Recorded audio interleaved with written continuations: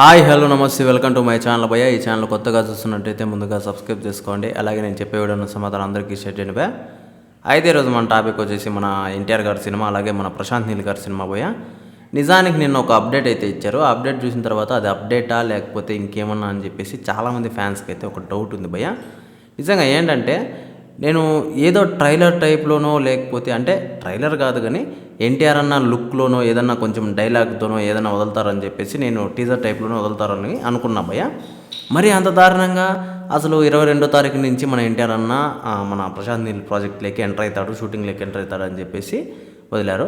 అసలు దాన్ని అప్డేట్ అంటారా అని చెప్పేసి సోషల్ మీడియా మొత్తము నిజంగా వైరల్ చేశారు. అది నిజమే భయ్య.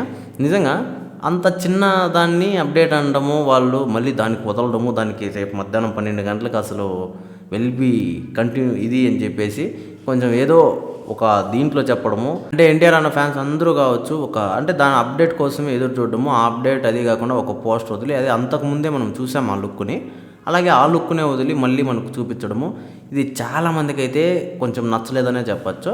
నిజంగా భయ చాలామంది ఎన్టీఆర్ అన్న ఫ్యాన్స్ అయితే ఆ టీం వాళ్ళని అయితే కొట్టింటారేమో కొంచెం లేట్ అయినంటే.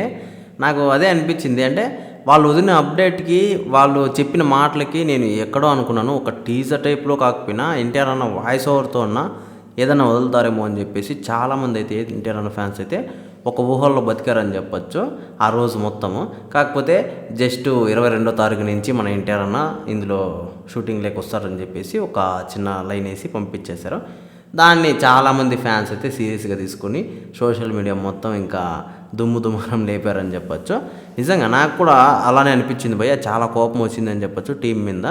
అంటే ఏదో అప్డేటు రేపు 12 గంటలకు వదిలేస్తాము అంటే సడన్గా అసలు ఏదో ఉంటుందిరా స్వామి అనుకుంటే మరీ ఇంత దారుణంగా ఉంటుందని అనుకోలేదు. మామూలుగా మన అందరికీ తెలిసిన విషయమే, ప్రశాంత్ నీల్ గారి సినిమాల్లో టీజర్ వదిలితేనే జస్ట్ హీరో ముఖం కూడా చూపించకుండా వదులుతాడు.